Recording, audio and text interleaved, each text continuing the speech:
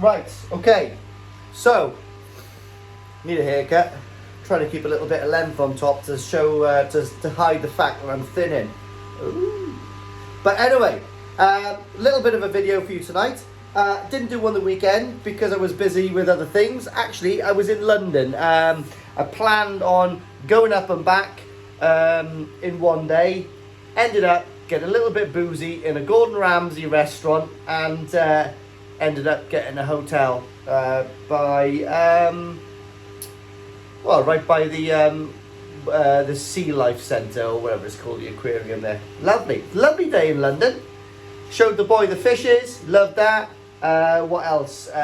Bit of shopping, fantastic. Nice food, Gordon Ramsay's Lucky Cat restaurant or something like that. Ended up there, lovely. I footed the bill for that. Oh, you do not want to know how much 4 of us could eat in a Gordon Ramsay restaurant, especially when you're drinking red. Oh, anyway. So what I'm going to do tonight, guys, is just a little update of what I've been doing. And I haven't been doing a lot because, truth be told, I've been really concentrating on my other YouTube channel, which is called The Modelling Soldier. I've been not so much creating the videos. I've done a few videos on there at the moment, a couple of unboxings of the actual models that I'm going to be making on that to start with. And I am currently in the process of filming, but it's a lot more difficult than filming these little koi vlogs. Do you know what I mean? These are like rough and ready. It's just me with a camera or a GoPro talking absolute. Yeah. So yeah, I've been concentrating on that, and it's taken me a long time to set up the video quality because those kind of videos are a lot more polished. Yeah, and voiceovers and stuff like that, and modifications, and obviously, yeah, a lot more intense. But I really want to do that. I'm hoping that's going to do well, so I can stop working and just do that for a living. I'd really rather paint plastic models than paint people, because models don't talk back to me. Fantastic. Anyway, so what I'm going to do tonight is I've taken on board a couple of problems with my amalgam light inside my Awaz drum. Totally understand that. I had it on there for 2 days, took it out, no damage, but I had it on there for 2 days, but it did clear up my water a lot. Now, some people are commenting saying, oh, you know, it's that massive light that you've got in there, it's acting as the sun and it's making a load of algae growth or whatever. It's hardly ever on. It comes on every evening so I can inspect my fish. I really give them a good looking over every night to make sure there's none clamped up on the bottom and none flashing and they're feeding. But what I generally think it is I've raised my KH. Obviously that is going to make the water a lot, in my opinion, a lot more nutritious. So I think there's things going in there, and I have upped my feed. I am feeding quite a lot of food and they're getting through it. So I'm really chuffed that they are getting through it, like, you know. So, you know, I feel very, very blessed to be able to keep my pond heated. And to be honest, it really isn't costing a lot. I'm very surprised, you know.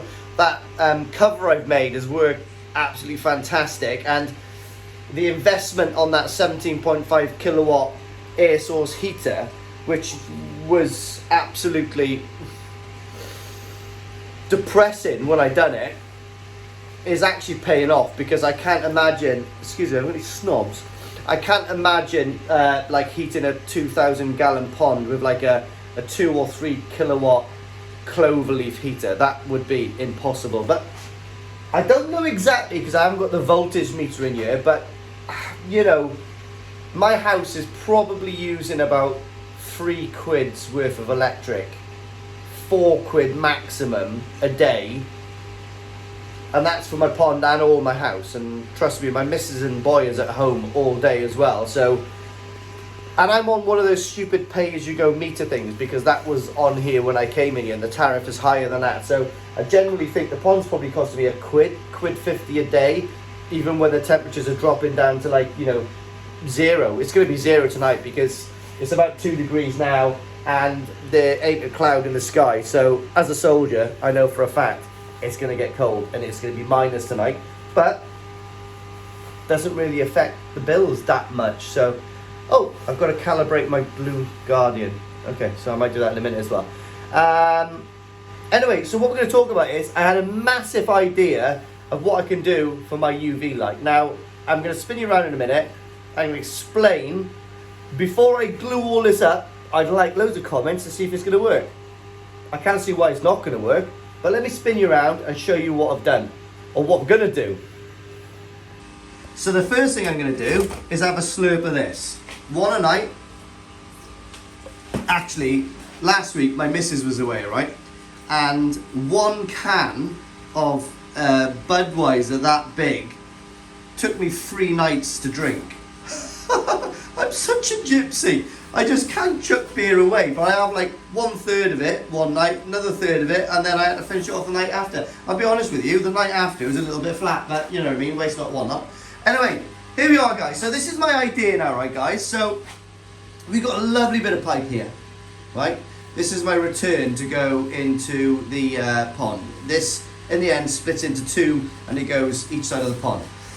So what my intent is, by here, I'm going to do a bypass with a ball valve, 2-inch ball valve there, 2-inch ball valve here. So 2 pipes going out, bum bum, right? From there, this is my idea. So with all of this kind of junk, well, it's not junk, but lots of it I had. The only thing I had to buy is this and the reducers. Now I couldn't get a 4 to 2-inch reducer in where I bought these from, so I had to get a 4 to 3, 3 to 2, whatever. Same thing, more expensive. Lovely. Couple of offcuts of 2-inch, offcut of 4-inch. There's my amalgam. What I had to buy is this adapter here for a bulkhead. Took me, I was trying to work out how to use this. It didn't make any sense until I took that off, and then I went, oh, dough. Yeah, okay, obviously that's how it works. So my plan is this. I'm going to show you a different angle now on the old GoPro, and I will sort of dry fit it together, and I will explain how it's going to work. Oh, okay, so it's working here. Yes, you're talking to my chest, but if I just press my special lift, I'm joking. Let me lift this up a bit. Right, now you can kind of see me, but you can't see those. Let's work this out a little bit better. Right, okay, let's just leave it there. Right, so what my plan is this. Right, so we've got a 90 there. I'm going to put this bit of 4-inch in there. This has to be cut to size, however I want it. We've got a 4-inch T, which will go here, okay, like so. So this is what we've got so far here, right? So then what I'm going to do is I'm going to get my reducers. I'm going to put my reducers together. This is a little bit tight, so that reducer will go in there. We're going to get this reducer, put this reducer in that side. Okay. Then we're going to get my two 2-inch pipes. We're going to stick that in that reducer there. And then I'm going to stick this in this reducer here. Now bear in mind, this is just dry fitted, okay? So that's what we're going to come with. Obviously, these reducers are all going to concertine in together and get solvent welded until they look like that. I don't want to push these in because it'll take me ages to get them back out. So this is going to fit on the wall like that. So remember the ball valve, 2-inch ball valve there, 2-inch ball valve here. So I can turn the water so it's going to come up through here, across and down, okay? From there, I've got an end cap. That end cap will go on the end there with a tiny, obviously, bit of 4-inch pipe there to solvent weld that through. From there, I'm going to get this, I'm going to drill the hole for this bulkhead to fit on there with the rubber seal on the inside. That's going to go on there. Rubber seal will be on the inside, so we'll have that like that. From that point, we can get our amalgam, super careful, unscrew this, let's get this off.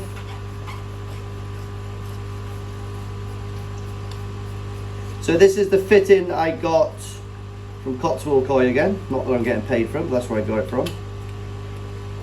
Take this out super careful, put this down. Take this rubber bung off, take that off.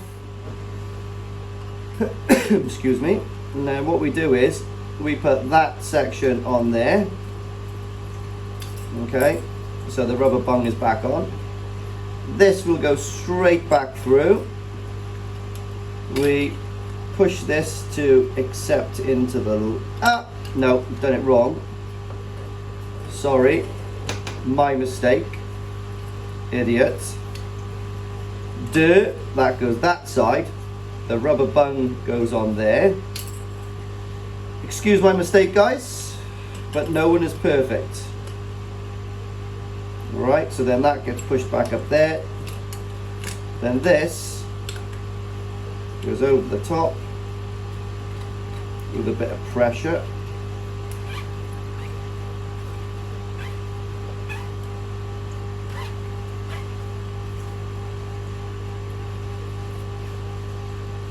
These are quite fiddly things to put on, guys.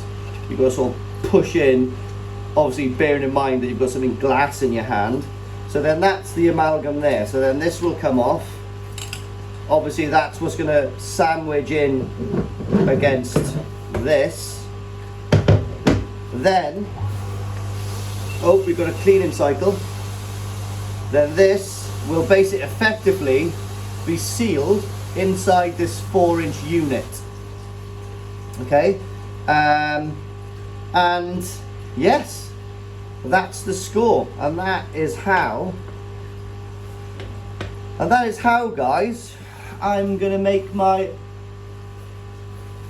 customized amalgam contained UV system.